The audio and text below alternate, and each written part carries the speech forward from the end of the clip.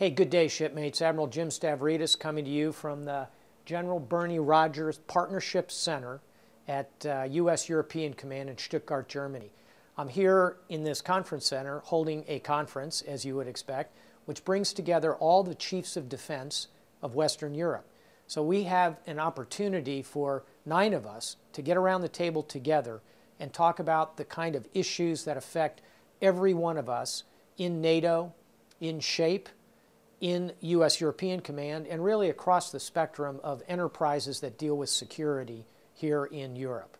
For example, we talked about missile defense. We had an opportunity to talk about counter-piracy. We talked about preparing trainers to go to Afghanistan. We talked in some depth about the current Marja operation in Afghanistan.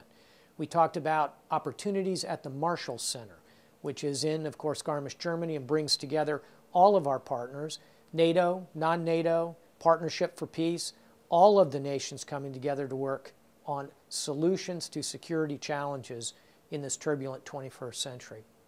Now, before coming here, I had an opportunity to go do something I've never done before. I went to Strasbourg, France, to see what's called the Euro Corps, European Corps. It's a standing headquarters of about 400 officers from 5 framework nations, principally led by French and German officers, but with heavy participation from the Belgians, the Spanish, and the Luxembourgers. And all of that came together to bring an opportunity for me to see how one of our standing NATO corps prepares itself to do combat operations. So this Euro Corps, which has access to the French and German brigade, is preparing to be a fundamental part of NATO Response Force 15, coming up next year in 2011, and the year after that, in 2012, the Euro Corps will deploy to Afghanistan. So a very interesting mix of events for me.